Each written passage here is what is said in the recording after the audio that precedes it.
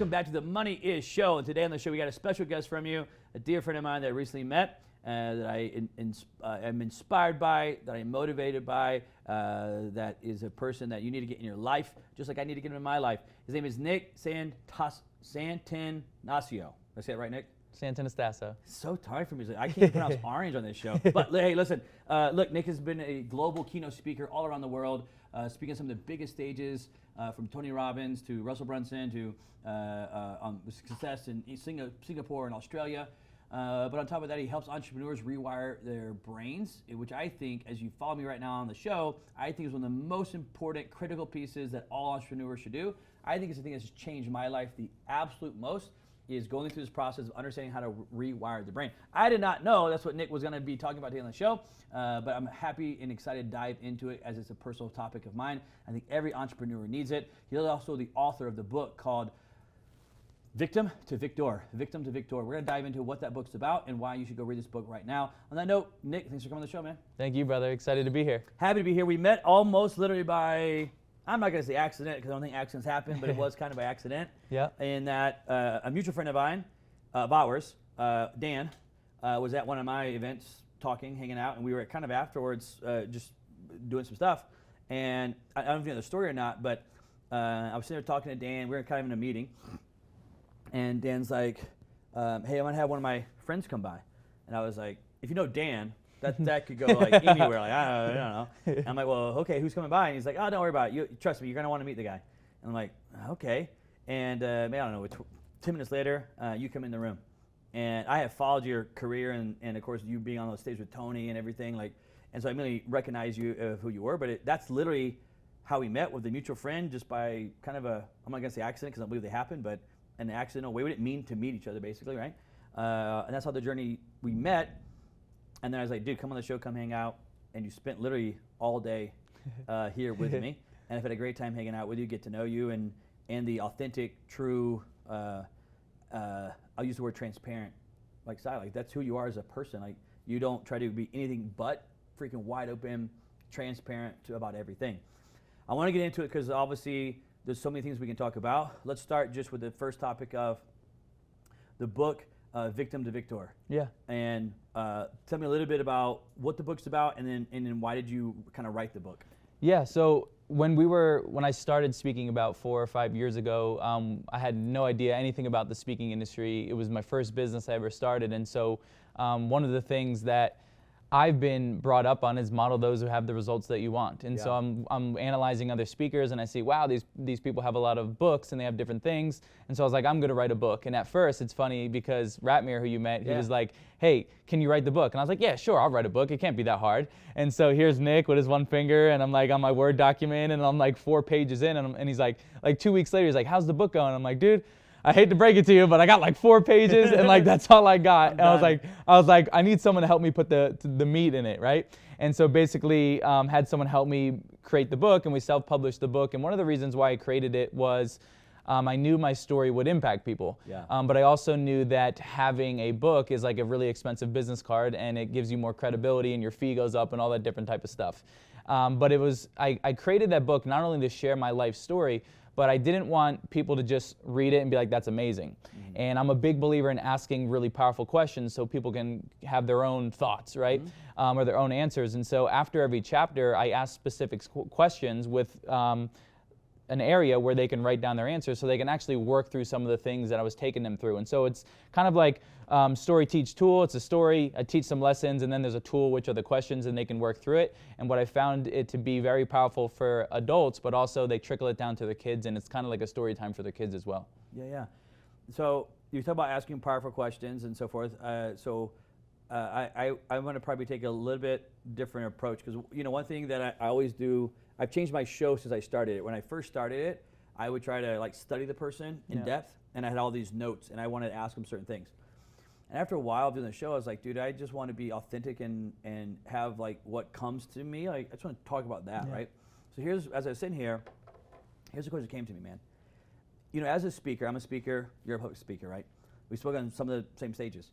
And I'm thinking through this, right? And like me as a speaker, or when someone else is a speaker, when we get on stage, everybody is kind of like, let's say maybe wondering, okay, hey, what is this guy about, or what is he going to talk about? What's his topic of discussion? And then it's like, oh, okay, he's going to be real estate, or oh, he's going to talk about marketing, whatever it is, right?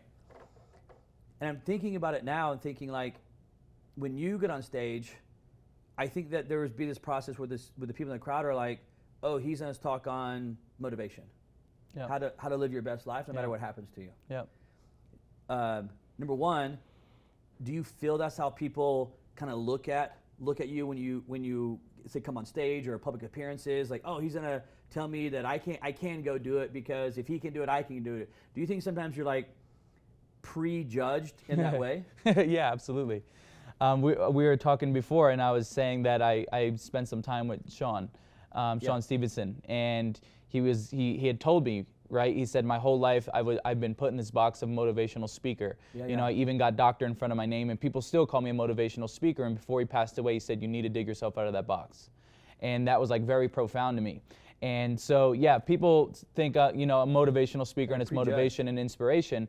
And so what I did was I wanted to get out of that box. Yeah. And the way that I got out of that box was I started studying brain work, like neuroplasticity, like how can you actually evolve your brain even despite being an adult, like you can literally evolve your brain.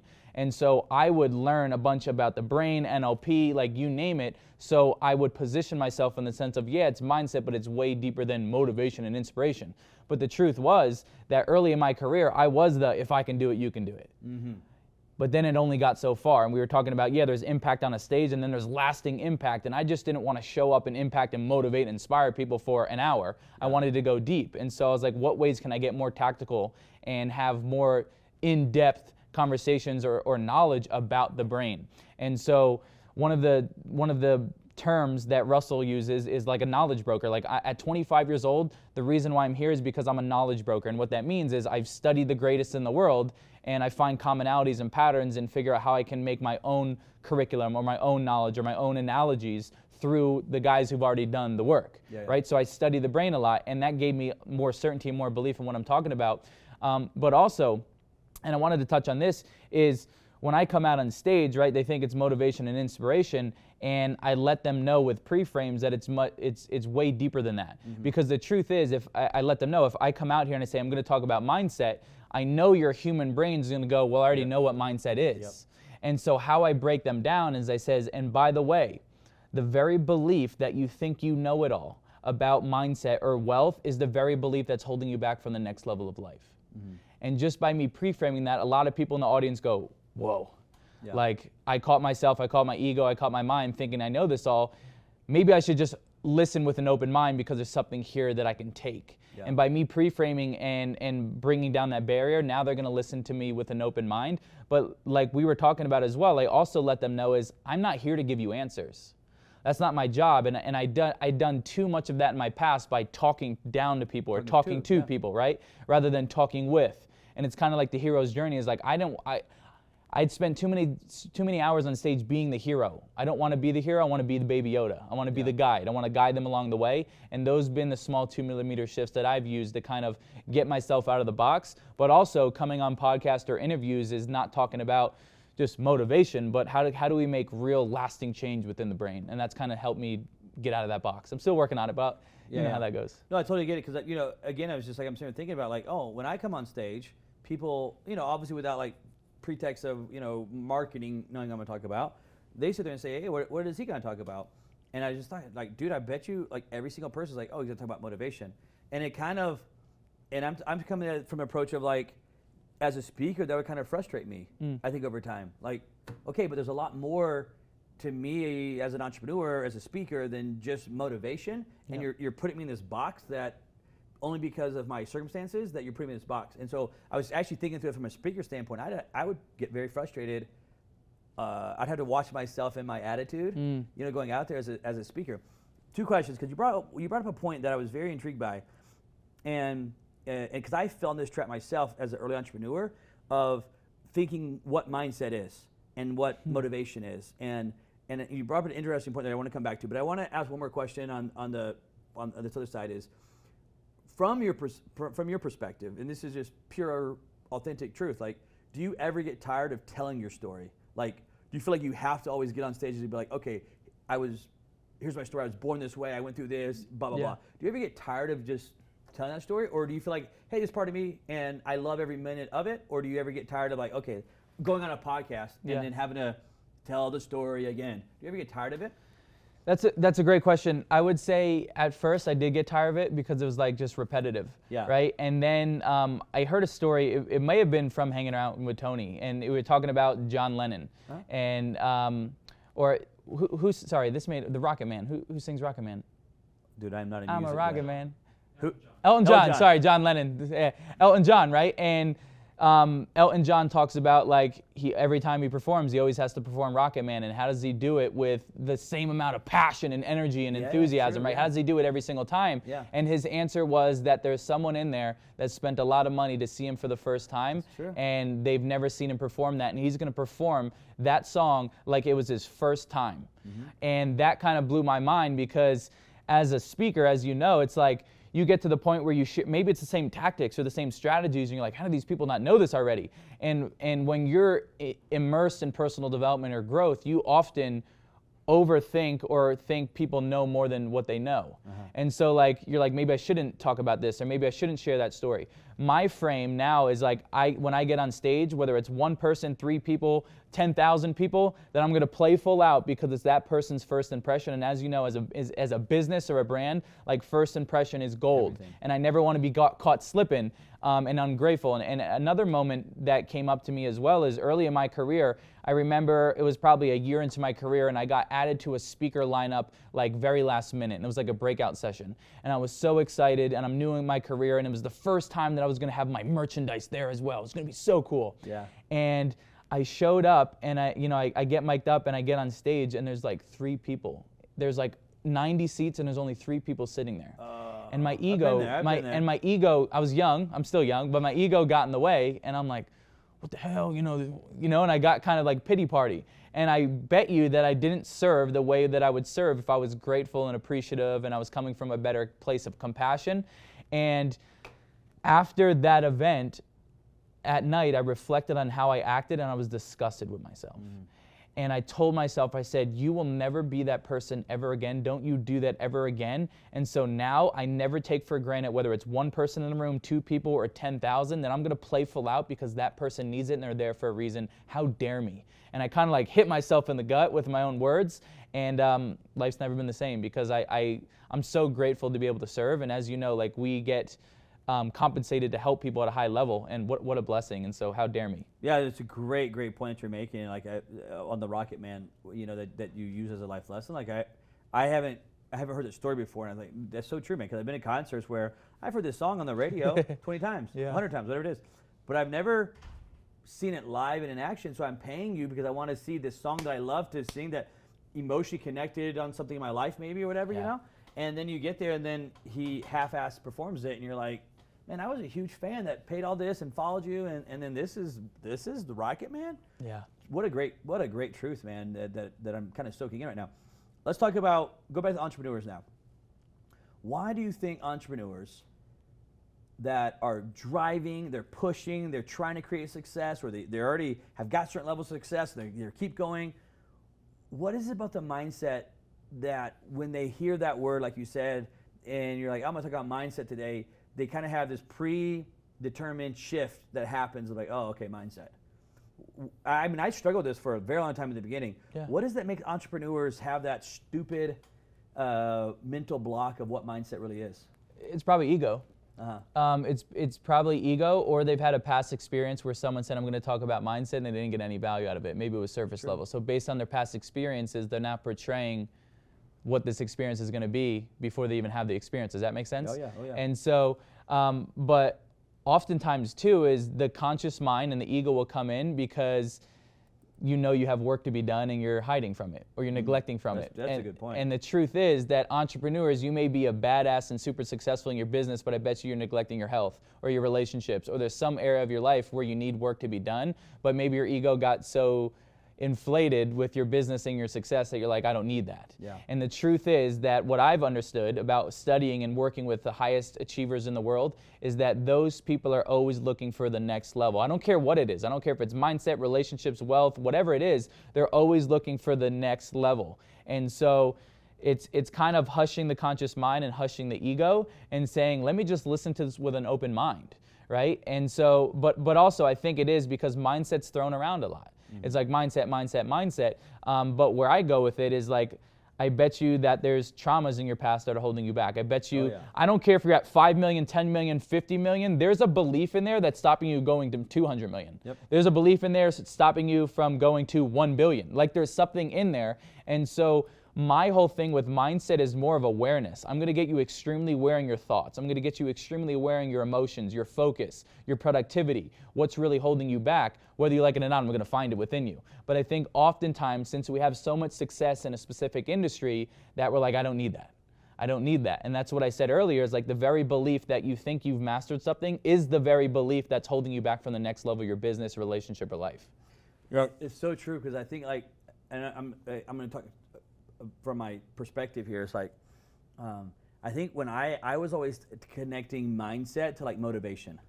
Is for some reason I made those two pieces. It's like, you know, it's like mindset, you got to believe that you're going to win, and you got to, you know, but somehow I connected like mindset and motivation together. Yeah. And I would always find myself like, of course I'm freaking motivated. I don't need to change my mindset of like, I'm not out here like I can't get a business started. I have a business started, and I'm not lacking motivation. And so I kind of would shun and put that to the side of what mindset means motivation. It's like I have production, right? And then when I actually took some time and took a step back and then deep dive into it, it's like, oh shit, this is like the greatest thing I've ever came across. Yeah. Is what mindset was actually meaning. It actually has nothing to do with like, you know, maybe a little bit, but very little to do with motivation. I want to talk about this rewiring the brain that you were talking about. Yeah. Because I just think it's like, I don't know how to describe it in my life. I think it's like this like utopia moment that took place of in the process of rewiring my brain, of that trauma that you mentioned, that belief system that was there that I didn't even recognize that was there, but it was there. Talk about how entrepreneurs have a belief system that's hindering them, or a trauma that's like holding them back. When you talk about that, what does it mean from your standpoint when you mention that stuff? Yeah, I'll go into that. I just want to touch too, like the positioning of mindset is crucial as well, because if I came to you and I said, hey, I have a mindset course that's going to make you motivated, you'd be like, oh, that's great. But if I said, hey, I have a mindset course that's going to allow you to master the psychology of sales so you make more money, which one are you going to get? Yeah, the other one, sure. Right? Yeah. Because of the positioning. So it's all about the positioning. And so with the beliefs of an entrepreneur, everybody listening right now, I can say a few sentences, and if you've ever heard this at home as a young kid, you know that you may have unconscious beliefs around money. We can't afford that. Mm-hmm. Money doesn't grow on trees. Yep. Rich people are greedy. Yep. Right? Or you can ask yourself the question of, how were my parents with money? Mm-hmm. In my family, just to be transparent, in my family, money was hush-hush. Yeah, of course. We don't talk about money. Mm-hmm. Don't talk about this, don't talk about that, right? And so I wouldn't talk about money. And as you know, as an entrepreneur and a business person, like you need to be comfortable with talking about money. Money's everywhere, right? Yeah. And so it's really understanding what is the story that you're constantly telling yourself over and over again of, I can't sell a $10,000 product, or I don't bring enough value, or I don't have the resources. There's something going on over and over again. And that's why I said awareness is key, is because the majority of the things that are holding us back in our psychology are unconscious. They're in the unconscious mind. And when you become hyper aware of your very thoughts, your focus, your emotions, how you feel on a day-to-day basis, then you can find where it stems from and strip power away from it, right? And so for those that maybe have beliefs around money, it's like, I can't afford that, right? Or I don't have the time, or I don't have the resources. You can ask yourself, where did this come from? Like, was it from my upbringing? And the truth is that most of your beliefs and the way that you view the world was cultivated between 0 and 7 years old. Right. And the reason being is because your brain was in theta state, which is the door to your subconscious mind, right? So not conscious, but your subconscious mind. Now that's another thing that people don't understand the difference between the conscious mind and the unconscious mind. And to give you an analogy is, I want you to think about the conscious mind as the tip of the iceberg. Right? It's the tip of the iceberg, and then everything unconscious is everything that you see under the water. That massive piece underneath. Exactly. And the unconscious mind is so smart that it can sense a threat before your conscious mind puts its pants on. Yep. That's how fast, that's how powerful the unconscious mind is. And so the work that we do is really getting people to dive into the deeper levels, right? So as we were talking about in sales as well, when someone gives you an objection or someone gives you taught me this as well today too, is someone gives you a problem, usually that's the surface level thing that makes them feel comfortable and their ego's not going to get shattered, right? And it's going to make them feel okay. But then you start asking specific questions, it's like peeling back the layer of the onion and you really find the pain. And when you can find the pain, as you mentioned, and which you taught me as well, is when you find the pain and you can link the bridge, then there's real transformation and then there's a close, right? And so I think most entrepreneurs may be just operating at the surface level, maybe asking themselves surface level question, but asking like, where does this really stem from? Where does this really come up? How is this affecting me? Who else is affecting me? Does that make sense? Yeah, because I think you have to, and make sure we're on the same page, because you use and this may be terminology, so I'll make sure my terminology is the same as yours.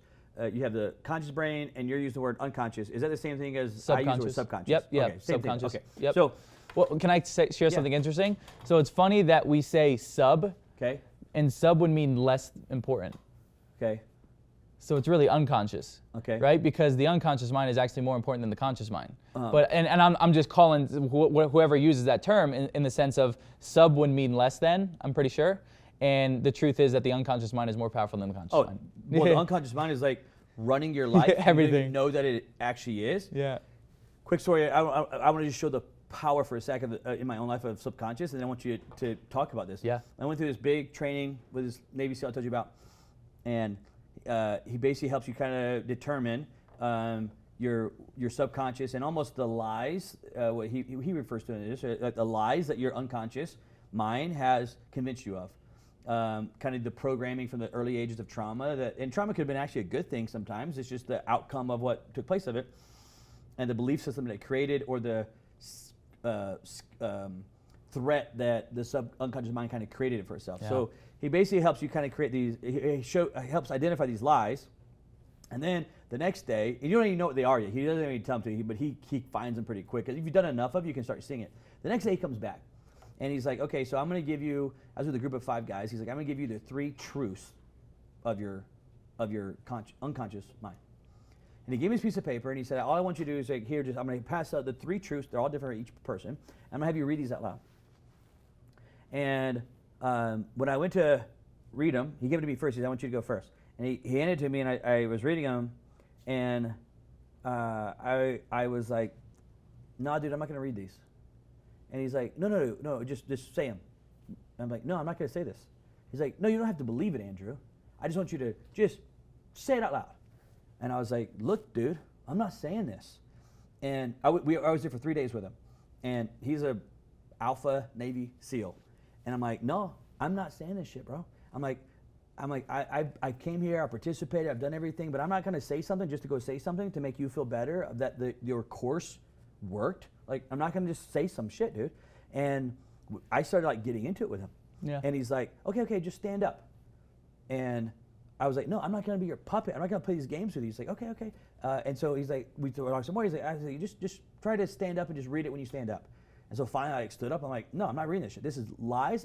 This is not true. I'm not going to say this. Like, dude, I went through this blow up in my head. It took me like 3 hours. I left the room. I got in a cussing match with this dude, and the other guys, they're all CEOs. They're all looking at me like, if this is on his paper, what's on my paper, you know?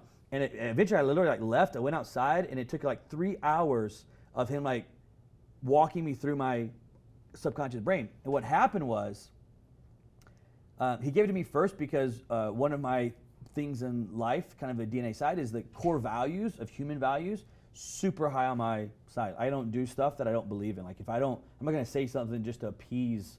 I'm not going to lie to someone just to say it, right? But not that I want to be mean and be hurtful and just to start an argument, but I don't break my core values, you know? And so when he gave me these 3 sentences, which are just 3 simple sentences in life, what happened was my subconscious or unconscious brain kicked in so strong, because if those 3 things are true, and I'm saying them as a truth, then it means everything that I have lived by was a lie. Yeah. And my unconscious brain was like on red alert. And I just knew to, again, because you get in the subconscious mind, it's there to protect you. Yeah. And I went into like fight or flight, but I'm not reading this stuff, dude. I have looked back at that moment for so long and thought, my God, like that is how powerful. I was willing to like literally get in a cussing argument match with this Navy SEAL who could obviously kill me. And he stayed calm the whole time and so forth. But dude, I look back at it and think that was how strong it was. Like I ran out of a room, fight or flight, because I couldn't even read these sentences, because if that was true, then what, it was all this other stuff. Yeah. And that's when it hit for me, like, oh my God, dude, I have been having this barrier of lies from the early age that you're talking about that has controlled the what you call the iceberg. Yeah. Has controlled what this little piece up here, and I want this big piece to be up here. Yeah. It was the most like mind-blowing thing, and that's when I was in. I was like, oh my God, this is what I've missed. My stupid mindset of motivation is like this. This is what I need as a CEO, as an entrepreneur, to open these doors for me. I want you to talk about that, but from your perspective, not that side of it. But is this the stuff that you guys help entrepreneurs dive into and open up? Yeah, absolutely. And I love that, right? Because it's like red alert and it's like a threat. Yeah. And what we don't know or we're not aware of is like our unconscious mind. It's the ancient mind. Yeah. And it's always trying to protect us. Always. Right? So for example, it's like consciously, this is why I don't want to go too many deep rabbit holes. I know there's so many rabbit holes. Yeah, like this is why goal setting, listen to me, goal setting is a conscious act. Goal achieving is an unconscious act. Okay. Because the truth is that Andrew could say consciously, I want to lose weight, and unconsciously you could say, well, you're not even going to love yourself 30 pounds lighter. Mm-hmm. And then you don't do it. Yep. But also, consciously you can say, I want to lose weight, your unconscious goes, well, you should probably keep those extra pounds in case there's a famine around the corner. Mm-hmm. Or, for example, consciously you could say, I want to start a new business, and you get fired up, and unconsciously it goes, well, if your business fails, your whole family's going to die. Yep. And so, do you see that? It's dude, it's this constant. And the thing is, like, once you learn this, and you cannot unlearn it. You're aware. Dude. So you're out of the matrix. The awareness is the key word I want you to talk about. Yeah. Because I told a story because I was like, okay, how can we help entrepreneurs today who's going through this? And I think the first step is awareness. It's key. You have to get aware of what's going on. Yeah. Talk about that word awareness for a second. Yeah, awareness, like being hyper aware of everything. So I'm talking about the thoughts. So for example, like entrepreneurs will come to me and they'll say, I'm stressed. Yeah. Well, if you're stressed, it means you're really scared. Or they'll say, I struggle with anxiety. And so I'm like, okay, well, what were you focusing on that made you feel anxiety? So because the truth is, if you feel anxiety, you're probably focused on something in the future, and you're probably predicting the worst case scenario. Yeah. So can you change your focus? Yes, because what you focus on, you feel. So all of this stuff is self-induced, but it's unconscious and it's comfortable. So I was talking about like awareness, for example, is like with humans, a bad thing that can happen to you. So a death in the family, a divorce, or you lose your job. And what humans do is we'll think about that event over and over and over again, and we'll feel the emotions in the present moment. Okay. So since we focus on the event and feel those emotions constantly, those become our comfortable feelings. Yeah. That's called like an emotional home. So for most entrepreneurs, sometimes I was working with entrepreneurs yesterday. The one guy was like, mine's anger. The other guy was, mine's anxiety. Like you can't get anywhere if you constantly feel anxiety and anger, right?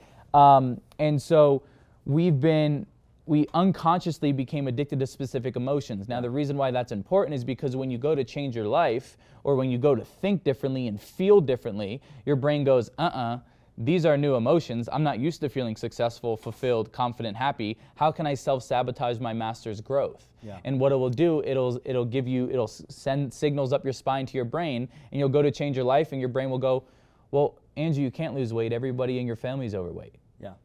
Or Andrew, you can't start that business. No one in your family is an entrepreneur.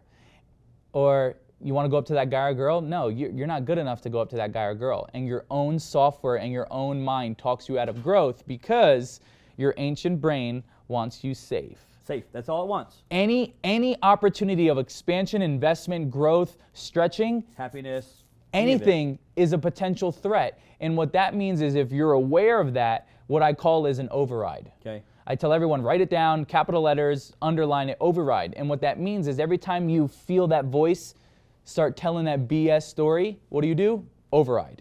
Override, override, override. Now on a deeper level, every time that you override, you're actually unwiring that faulty neural pathway and you're rewiring the new one. but that takes repetition. Yep. So it's like, if you're having trouble getting up at 6 a.m., you need to get up at 6 a.m. multiple times so you default back to 6 a.m. Does that make sense? Yeah, of course. And so it's the repetition is key of being aware over and over again, but most people, they'll be aware for like a day or two, and then they'll go back into the matrix. So they'll go back into the unconscious. Yeah. And when you talk about going back, right, into the matrix or Yeah, the yeah, yeah. unconscious state, that is something that as you go down this journey, this path, that you, at least for me, I constantly have to be aware of. Yep.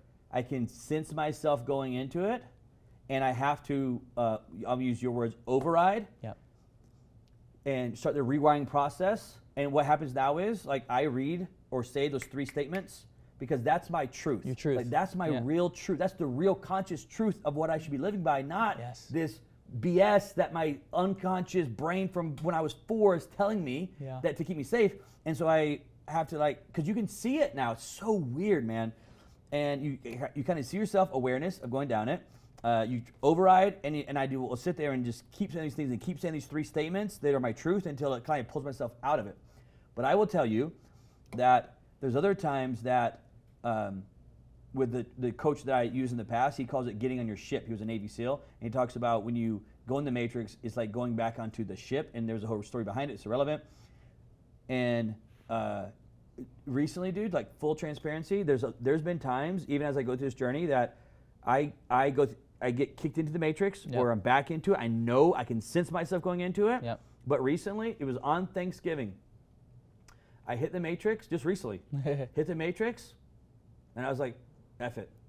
And I stayed. Yep. And I knew I stayed. Yep. And I sat there for almost 2 days. Yep. Like, I mean, I was doing stuff, but I was for 2 days inside on the ship, in the matrix. Yep. Knowing that I was in the matrix, it's such a powerful pull. It's astonishing to me how that thing works, man. Yeah. And I know that I'm in it, but I was like, you know what? It feels good. And I had to, like, deeply, it took me a long time to pull myself back onto the other side of it. Yeah. What is that? What is the freaking magnetic pull that sucks us back into it? Is it just how strong the unconscious mind is? Yeah. A few people have different names for it, but I would say it's Stewman calls it the force of average. Uh-huh. You know, as in, like, average is all around you. And so, for example, there and just being honest, like, there's average in our families. There's average in some people that we hang around with. There's average in the content that we consume. But also is sometimes you want to sit in your shitty diaper because you want to validate yourself. Yeah. You know, like, you want to, like, for example, like, if people have specific beliefs like I'll never be successful, they'll always find ways to prove to themselves that they can't be successful. Self-sabotage. Yeah, self-sabotage, right? It's crazy. Yeah, it's wild. And so I think one thing that helps me during those times, because, by the way, like, when you're listening to this, like, we have bad days. But listen to this. We have bad days, but at least for me, we have bad days, but I don't stay there as long as most people. Yeah. And that goes into state, which we can talk about, is managing your emotional state, which is key. But I think one of the things can help you pull out of the matrix is, by the way, I love that you say the truth, because I do the same thing. I say, the truth is, what's the truth? What's the truth? What's the truth? You know, I was sitting in an infrared sauna, and I was sitting in there, and my timer said 40 minutes. I was at 35, and my body's freaking out. I'm like, Nick, what's the truth? What's the truth? And I kept myself going, right? Yeah. So what's the truth? But I think also, entrepreneurs, you get to a specific level of success, and sometimes a few things. The first thing is that your definition of success is jaded. Meaning that you're like, well, when I get this, then I'll feel this way. When I get this, then I feel that way. But if you spark the question of what makes me successful already in this very moment, your brain's going to give you the damn answers that make you successful in the very moment. Also, the other thing is, sometimes when you get to a specific level of success, you stop creating a next level for your life, in the sense of you stop creating a compelling vision. Okay. You know, so for example, it's like, I have notes in my phone that say, Nick, what does an extraordinary life look like for you in the next 9, 10, 12 months? Right? And I told you some of them. I was like, retire my parents, 8 to 10% body fat, like all of these different things. And if I constantly review those, I have something that pulls me on a day-to-day basis. But oftentimes we get to a specific level of success and we get comfortable. Mm-hmm. And what's interesting is, like, when you get comfortable and you're kind of coasting, you don't really feel fulfillment. Yeah. You don't really feel progress. And coming from Tony's world as well, is like progress equals happiness. And so, like, our lowest and darkest days come from the days where we're coasting, or in the days where we go backwards, where the days where we don't feel productive, right? And so one of the things that I think is extremely powerful is creating success rules in your life. And what that means is, as humans, we make it very, very hard to feel successful, confident, happy, and fulfilled. Yeah. And we make it really easy to feel shitty about ourselves. Yep. Right? And so what if you could change the rules of your game? Okay. And so, for example, for me, Nick feels successful when he asks really good questions. Nick feels successful when he moves his body for 45 minutes. Nick feels successful when he does his priming and meditation in the morning. I make it very tangible and very easy for me to do things that are like my guardrails of life, so I can feel successful on a day-to-day basis. Does that make sense? Mm-hmm. And then I think the second thing or the third thing would be that the brain constantly robs entrepreneurs of their happiness because it's always looking for what you could do better, what you did wrong, what's not good enough. The thing about it is like everything you're saying is like so riveting and captivating to me. I'm new, what I say new to this journey of exploration, and you're an expert at it, you study it, you live it, you breathe every minute of this thing. There's so many things you were talking about. I want to talk about one, I think it was like kind of in the point 2 of the 3 you're making there. And I mentioned this to you earlier today. You're talking about, I think, I'm pointing to you're talking about how you try to leave success, where a lot of times the entrepreneur success is this big, big thing. And it's like, well, if I don't make $1 million this year, I'm gonna set my goal, I want to make $1 million a year in revenue. And it's like, dude, you said this thing so big and so far down the road, it's a year on the road, that how are you gonna feel successful between now and that year, right? Yep. And then if you don't reach that $1 million, does that mean you're not gonna feel any success for the entire year, right? Yeah. And I think for me, it's so long, that's how I did it, right? And then today I was telling you about how I do this like I call it segmented intentions, setting my segmented intentions, right? I did it before I came on this show, I did before I met you. And I set these like where it allows me to feel success.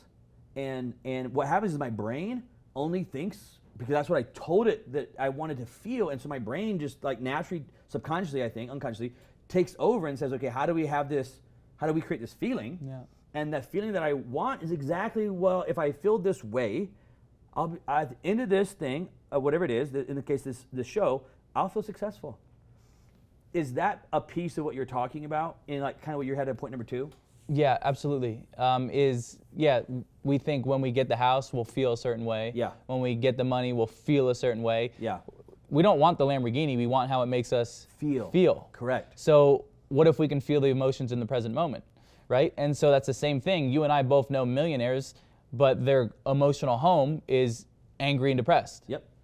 We know people who have no money and their emotional home is happy and fulfilled. Yep. Right? And so that comes down to what emotions are you experiencing on a day-to-day basis, or what emotions do you go back to? Yeah. Right? So a lot of people go back to anger, they go back to stress, they go back to anxiety. And so I'd ask you, what can you be intentional about the emotions you want to feel? Yeah. Truth. Do you have to believe all your emotions? Yeah. No. Do you have to believe all your thoughts? No. Right. They're not always all true. Yep. Right? And so it's like you said, being very intentional on how I want to feel, and then how am I going to achieve that feeling? So like I said, for me, if I move my body, I feel successful. If I ask great questions, I feel successful. When I drink water, I feel healthy. Create the rules in your life so it's tangible and you can feel that every day, because then if you're feeling success and happy and fulfilled, that's going to carry on through the day to your customers, your clients, your relationships, right? We were talking, I wanted to go into like state, right? We talk about state and emotional state, right?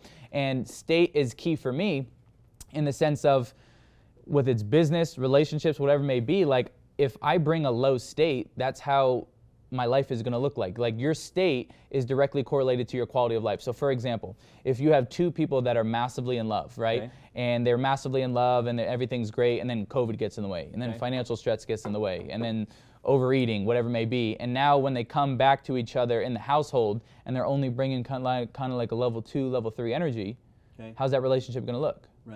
Right? It's going to look like a level 2 or level 3. And so everybody listening right now is like, I bet you entrepreneurs listening right now bring a better state into their business with their clients than they do with their wife. Yes, I think it happens 90% of the time. Right? It happens. Yeah, 100%. It's wild. 100%. Right? And so the state, which coming from the cloth that I'm cut from with Tony, right, is we talk about like physiology, which is your breathing and your posture. We talk about focus, what you focus on you feel, what you focus on you live, right? And then the third one would be language and meaning, the language and the meaning we're giving things, right? So for example, if I said, Andrew, life's been a battle, how would life look like for me? Right.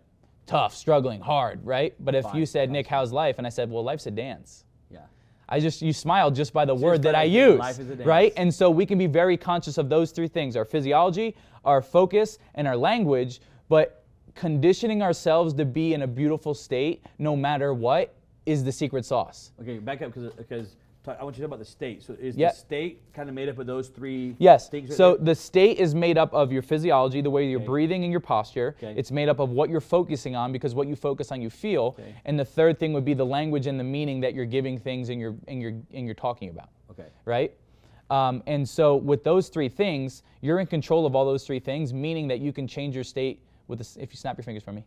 There you go. In the snap of a finger, you could change it that fast, right? So if you're feeling shitty or you're feeling down, it's only your fault. Yeah. Right? Correct. That's why I 100%. said, like, managing our state, like, we have bad days, but the truth is that I have bad moments. I don't have bad days. Yeah. I have bad minutes. I don't have bad hours. Because I've trained myself to understand I'm in a suffering state or a bad state, which is anger, depression, sadness, which we all have. How can I get back to a beautiful state? Yeah. Right? And if there's some questions that the audience wants to spark is like, what emotions do I feel more than any other emotion? Am I angry? Am I angry once a day, once a month, once a week? Right? Like, what are those emotions that constantly come up for me? Yeah. And then how can I train myself to feel gratitude, appreciation, joy, fulfillment? Like, what can I do to get myself back to that state? The thing that you said with the segmented intentions, right? Yeah. Right? You said that is like, for me, I'll go through incantations out loud, Okay. right? And my incantations are my biggest limiting beliefs, but in an empowering form. Right. And so, like, I'm a student of the game. I am kind. Abundance flows through me. I'm decisive. I'm evolving as a leader. I'm becoming the man I'm meant to be. But I go through it, intensity, smacking my chest, spitting. Like, I get intense. Yeah. And I do that before calls. I do that before meetings. But the thing is what I'm saying with the entrepreneurs is the state that you bring, the way that you care about your clients and you show up for your customers, and when you're coaching, bring that same energy when you go home to your girl. Yep. Bring that same energy when you go home to your husband. And the truth is things will start to change. Mm-hmm. So I think that most entrepreneurs, whether they say it this way, is what they're doing. They leave the day with their, let's say, head of the business as an entrepreneur, and they're going to customers, and they come in at a level 8, 9. They show up, right? And they run all day hard on this level 9. And then they finally can kind of like, okay, I'm done. Finally, I've hit it, right? I'm done for the day. And then they go home, and like you said, they bring that state to a 2. Because like for them, it's like, okay, now I'm done. I can turn it off. But it's not true. Like, you have to now understand how to bring it to every piece of your life has to have this stuff. And so, again, going back to like what I was talking about earlier, like, I have certain places, like when I drive home and there's a certain road, I'll talk and do phone calls and text messaging and voice texting on my way home for work. But when I hit to a certain road, I have trained myself. I turn it off, and then I start talking out loud, because I'm normally in the car by myself. I start talking about I'm going to go home to my partner, and how do I want to feel? And I just talk to myself about how do I want to feel. And then this is different for me, because I don't talk about how do I want to make her feel. I don't talk about that.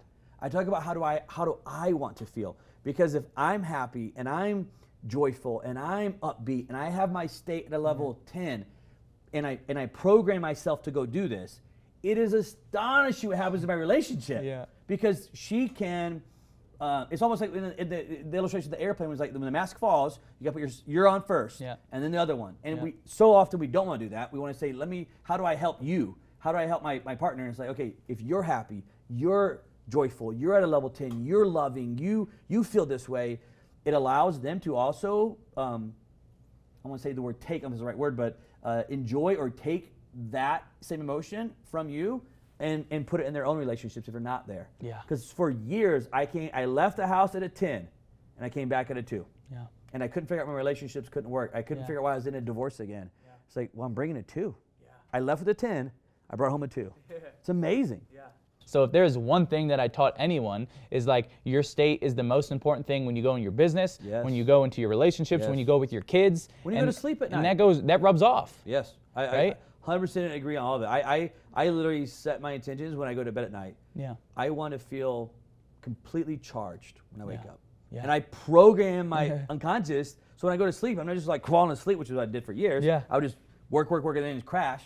it's like it's changed my life. I want to go deeper into what you were talking about though, because I'm interested where you made me smile, which was language, right? And I think one of the most powerful things on planet Earth is the power of words. Yeah. Like it is like, from a speaker, right? This is where I started catching on to this. As a speaker, because I did it week after week, just like you did. Every week I was on the road. And I could watch the crowd, and you can watch, this is why I'm so frustrated with, it's so cool that we have Zoom and these webinars, and I'm very grateful for it, but then I also right now miss the live interaction because I can feel the energy, I can sense it, I can watch their facial expressions, and it's a piece I don't like about as much of the digital side, But as a speaker, it's like, I would, as I learned this, I would play with it on stage. Yeah. And I would say certain things, and I would watch certain reactions. And then I would come back and say something different from it, and I would watch the reactions of that side of it. And I would watch the power of words. So when you said language, it's like, yes, Drew, language is, the power of words is everything. And you said, my life is a battle, which obviously you could say that. Or if you said, man, my life's a dance. I can't even say it with not smiling to you. Talk about the language. I think that's super powerful that myself included needs to learn something right now on that topic. Go deeper into that one. Yeah, I think that humans, we use unconsciously, we use like very aggressive language and blow things out of proportion. Okay. And so the easy example is like you've heard someone say like, she stabbed me in the back. Okay. Right? Well, where's the knife? Sure. Like you didn't, but because of the language and the meaning that you gave it, you made it way bigger than what it was. You took it way up here. Just by the language and the meaning that you gave it, right? But the meaning is extremely important because, for example, like I'm 25, but the majority of my life, the meaning that I gave my body was disgusting. It was the biggest curse. It was the most disgusting thing that can happen to me until I asked myself, what's right about it? What's the gift about it? Right? What's the gold about it? And what I've realized is if someone doesn't want to do business, be a friend, love on me because my no legs of an arm, well, wait, maybe this disability is a filter and it's filtering out the type of women and men that I don't want in my life anyway. When I change the meaning, I changed my life. I changed the way that I view the things, right? And so just becoming aware of the language that we're using. Are you using like negative language? Are you using positive language? Are you giving things negative meanings? Are you giving things positive meanings, right? For example, like COVID hitting and knocking down my business, right? Like at first I was like, this is a shitty language, or this is shitty, this is shitty, this is bad, right? And then I can ask myself, well, what's the gift? Right? What's the learning? What's the truth? Right? And the truth is that because of this, I'm able to now build a digital company where I never have to touch a live stage again. What a gift. I can work from anywhere in the world. What's the truth, right? Rattling off, what's the truth? What's the truth? What's the truth? Right? So the meaning, like I bet you everybody listening at first, like COVID was like an oh shit moment, and I bet you they found the meaning or the gift and the prize within the obstacle, right? And so becoming a master of meaning is really programming and conditioning your brain that despite whatever happens to you, you ask the golden question of what does this really mean? What is this going to give me? What's the gift? What can I learn from this? Because the truth is that problems are the gifts of life. Like if we didn't have problems, life would be very boring. And so are problems or are problems opportunities? You see the shift in language there? Like, or for example, like Tony says this one, and I love Tony, sorry, I'm bringing him up a lot. Is it an obstacle? Or is it a challenge? Or is it a worthy opponent? It's a worthy opponent. And when you look at business or that client falling off or that launch not going the way as, this is a worthy opponent, you have a different feeling about it rather than saying, we have a big problem. Does that make sense? Oh yeah. I think it's one of the things that that for me, I think maybe this was one of my, either I was programmed this way at an early age from my parents, which totally could happen, or I was born with a little bit higher of this side where I've kind of naturally always been able to look at as a negative or a problem. For whatever reason, it naturally flows out of my mouth without me even thinking about it. Okay, then what's the opportunity? And when COVID hit, dude, I lost a ton, massive amounts. It was a huge, huge deal. But I don't remember being depressed. I just remember thinking, hey, what's the opportunity? What's the thing? Something's coming from this, right? There's a pivot coming. And I was just hyper focused on like, what is that opportunity that's there? And I think having that like kind of filter of life where every negative is only a chance for an opportunity has greatly benefited me as an entrepreneur, because in entrepreneurship's like this, doof, right? Up and down. So I think it's one of those things that always helped me get through things is what you're talking about, is having the outlook on it. I think language is so important because I was thinking through, I caught this when I was in high school. My buddy's dad, who was very wealthy, and I was always like, you always want to get to that point, and every time you ask him, he had this funny saying. Every time you ask him, how's it going? And he would always say, well, I'm treading water. And I remember when I first heard him say it, someone who he was telling it to laughed and thought it was really funny. And for a very long time, I was like, oh, I'm going to say treading water. And then later I realized, like, what a horrible answer. Yeah. It's like, that means I'm doing nothing. Just getting by. It just means I'm floating and just hopefully nothing bad will happen or maybe something good will happen. Where it's like, I love how you said that of, because people always ask, like, hey, how's it going? And it's always like, oh, I always say, like, hey, it's great, awesome, whatever. I think I'm going to come up with a phrase like, oh, dude, life's a dance, man. Because it's just, like, so fun. Yeah. I love that, dude. I'm going to take that home and use that as my go-to answer because you know how you meet people and they always say, hey, how's it going? Yeah. I think I'm not going to say, man, life's a dance. Yeah. Because it is, right? What a cool thing, and you'll see the physiology change. You'll see them like. It happened. Yeah. You saw it to me. Yeah. So really quick, if they want to find more stuff out, I'm not done. I want to go through more stuff, but if they want to get more information of how you help entrepreneurs go through this, because this is not something that, I mean, I'm not saying you cannot self-learn this, but this is one of those things that, my God, you need help with. I'm a fairly quick, on my feet, smart person. I never got it until I got someone who was able to walk me through it at a deep level. I'm like, oh my God. And you really need someone to kind of stay along with you to go through this process, because it's uncovering an onion and it just keeps going. Like you said earlier, like, oh man, there's so many rabbit holes you could go down of knowledge and teaching.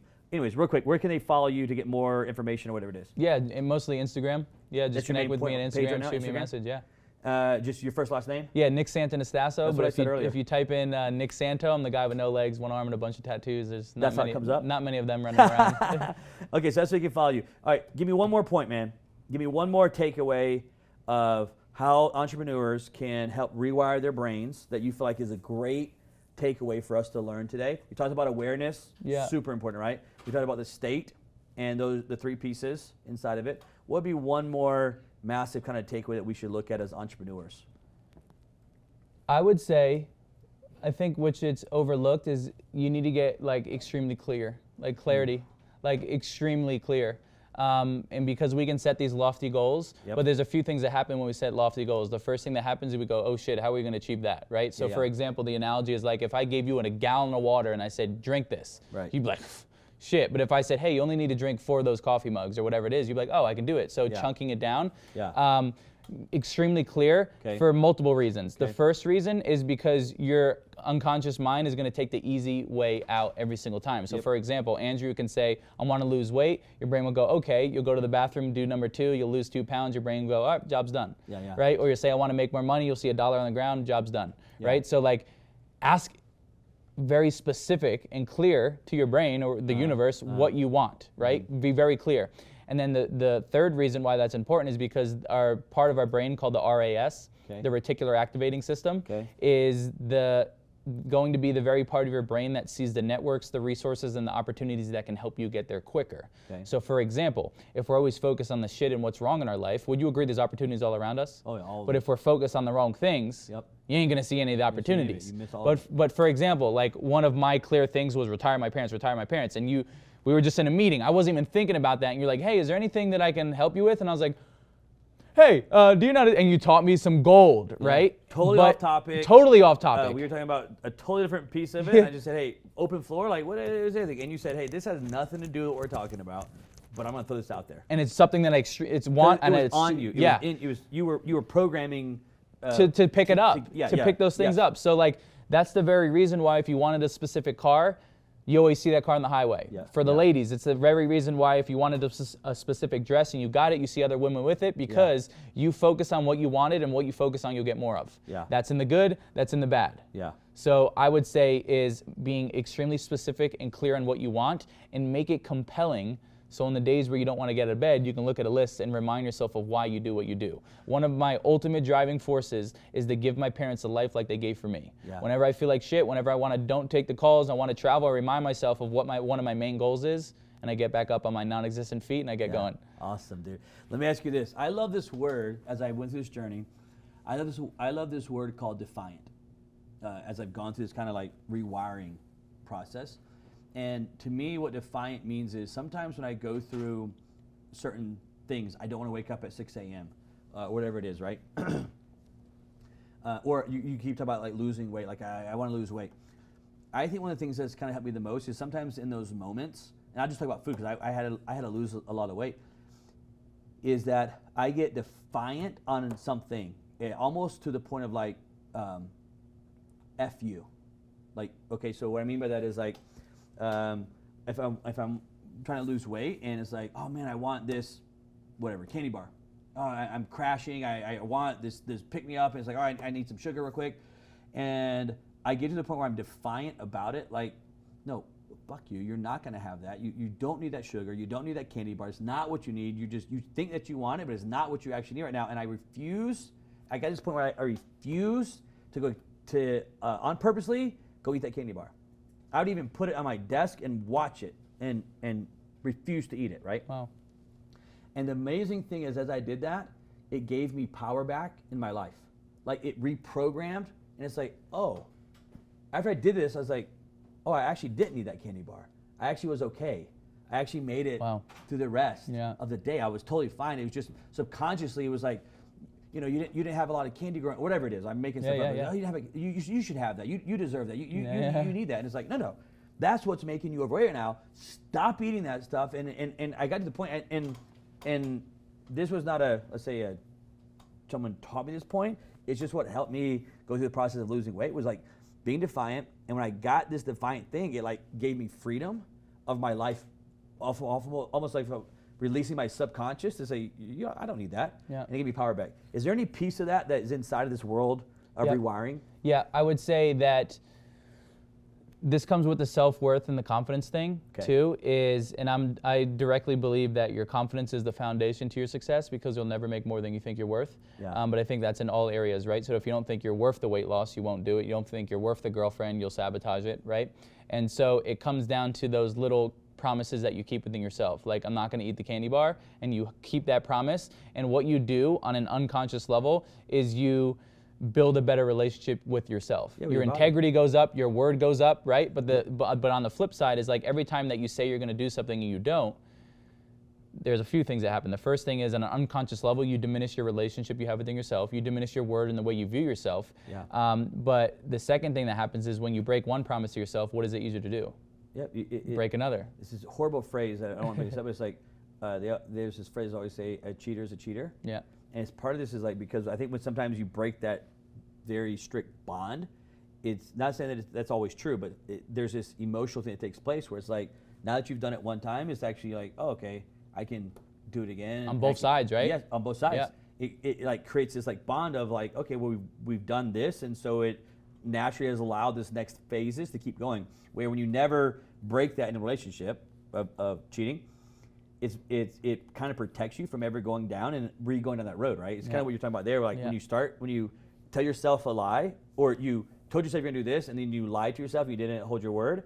It's now easier to tell yourself another lie, and to not do it. Snowballs. Into all of it, man. And so that's how the downward spiral happens. And so that's where like you hear like non-negotiables, like just a few things that you do on a day-to-day basis that make you hold your word. And you do that over and over again. And that's why, as we end off, is like the person that you see here, I wasn't this person a year ago, 4 years ago. I built this person through repetition and conditioning over and over again. And what you and I both know is that the training never stops. It never stops. As I was talking earlier, like you always run this fight kind of with this matrix of not going back inside of it, but the training never stops. That's why I say you need someone to help you through this process. Everybody does.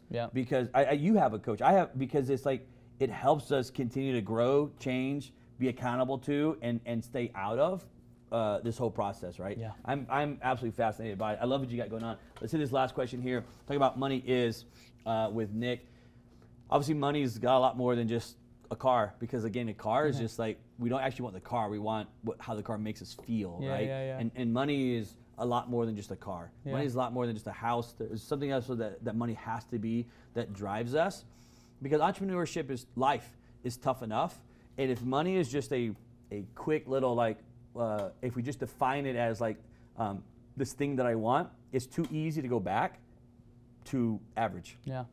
And not push through to get to this next level, right? So I'll have you fill this out right here, and then I'm gonna have you sign it right here, and then me and you can talk about this process. I'm gonna give you the pen first on this side.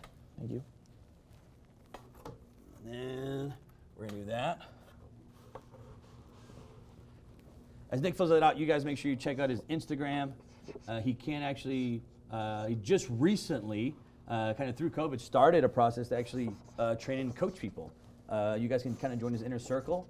Totally worth it of having someone like Nick be a coach and a mentor to you. There you go. Nick, if they want to get more information about the inner circle, yeah, same thing. Hit you on DM you DM right me now. like inner circle, Inner and circle. we'll talk about it. Yeah. Okay, cool. All right, so this is Nick's answer. Nick's answer is money is value. Money is value. Now here's what's amazing. I've done this show, I don't know, you've seen the walls out there, it's full of people. And I want to make this one point. Your handwriting is better than most people with 2 arms and 10 fingers handwriting on this show. So you guys that have horrible handwriting, you can have better handwriting, I promise, if you put your mind to it. Okay? It's all mindset. It's all mindset. Money is value. Why did you put the answer? What does it mean to you? Yeah, money is value. What that means to me, and it's been a big identity or paradigm shift in my entrepreneur career, is the more value that you can provide in your marketplace, the more people will pay for you. And I think value also comes in expediting time. You know, if you can also over-deliver and give massive value and also condense people's processes, you will get paid with money. And so even in my life, in my business, anywhere, I say, how can I provide more value than anyone else, or how can I provide more value than the next? And so when people come in, they stay with me, but most importantly, they get the value, and because of the value, they give me money. So I'm going to talk about that point because earlier today, you're in my office, and you kept making this point, because you just recently launched this kind of inner circle coaching, which I was actually just talking about with you. And one of the points you kept making in my office, which you're talking about, was like, it was how much, and I could sense it, that it was very, very coming from a very sincere part of that you wanted to make sure that you over-delivered, which is bringing overvalue to your customers. And in this world that we live in, where I think sometimes there's these buzzwords that get created on social media, like be authentic, add value, right? And I think they're overplayed, and people they become buzzwords, and people start talking about them all the time. And it's like, dude, you're not even remotely accurate to what you're trying to talk about. You're saying it because it's cool right now. Talk a little bit about how you some of the things that you do to actually make sure that you provide when you go into certain things, provide value to a meeting, to a new friendship, a new partnership, whatever it is. How is there anything that you try to do to make sure you always are providing value? Yeah, that's a good question. I would say, say it's for the inner circle. It's like I'm doing research on like what are their struggles? How can I make this way bigger than what they expected, right? How can I add more things? Coaches, success coaches, big guys that come in, health experts, like you name it. If it's for like a meeting or a friendship, I kind of ask is like, what do people want? Yeah. You know, sometimes over delivering is like being present because no one's present in their life. Sometimes, I think that's the point that people miss when you talk about add value. I think sometimes they always think it's like, I gotta do this big thing or buy this thing for this person. And dude, I think you hit the nail on the head right there. Like, dude, sometimes it's just about not being on your cell phone and being present in the moment with that person, because the world we live in, people are not present. That's a great one, man. So that's what I'm saying is like, over delivering our value is like, find out how we can help meet their needs, find out what they want, what we can help with. And what I've noticed about successful people is like almost after every interaction, they always ask, is there anything else I could do for you? Like you've said it a bunch to me, like, is there anything else I could do for you? I'll ask the same, is there anything else I could do for you? And what we're doing in a genuine way is we're leveraging the law of reciprocity. Meaning is like, if I do something good for you, I'm gonna give with no expectation, but you're going to feel compelled to do something for me. It's just like the way that the game works. And I think a lot of the times, especially in this world, we're looking for, what can I take? What can I take? What can I get out of this relationship? What can I suck out of this relationship? Rather than like, what can I give? What can I give? And training your brain to just give without expectation, and you'll see a whole lot of amazing stuff come into your world. But do your research. You know, do your research and figure out what people want and how you can over-deliver for them in that specific thing, and then do that thing. It's a point that you made earlier that I remember you said, I was like, man, that is very unique in the industry that we live in, of this, I'm gonna call it the coaching industry. And you made a point earlier when we were in my office, and you said, before you started your inner circle, you did something that I think maybe generously 1% of coaches do that are in this kind of world. And that is, you said after you spoke at ClickFunnels, yep, that you actually set up whatever it was, 30, 40, 50 phone calls with random strangers that just hashtagged you in a post on Instagram. And you reached out to them and said, hey, I just want to set up a call with you. Not to sell them anything, not to try to have them join something or anything. You sincerely just spent time before you ever launched just data searching and asking questions to learn and understand what your customer really needed and how you could, from your position, provide value in certain areas. Because you can't provide value to everybody in every area. Yeah. But where in these entrepreneurs' life is a common thread that your gift, genius, can immediately provide value in that thread of all those people right there. Yeah. I thought, as I sat there on my desk today, I didn't tell you this, but I was like, man, that is like so rare that someone in this industry would go that deep to try to find the true how to add value. Because most people, as they start this, are like, okay, how do I start a funnel? How do I get a tripwire and a marketing piece and then a thing to go sell? Versus, dude, before you do any of that, go truly understand your customer, where they're at, how they live, their psychology, understand what they want, what they need, and then in that research, you'll find how to add true value. There comes the clarity too. Yeah. The clarity, the certainty, the belief, and then you feel in alignment when you're doing what you say you're going to do, because you didn't try to create something. You asked them what they needed and you gave it to them. Love it, man. Nick, it's been awesome having the show. Awesome spending the day with you. Got more stuff to do as well. And I think we're speaking tomorrow together. And then we'll have you on the Power Room as well. Come out and drop some bombs on the Power Room as well. You guys watching The Money Is Show. Hope you guys enjoyed Nick. Make sure you follow him. We'll see you next time on The Money Is Show.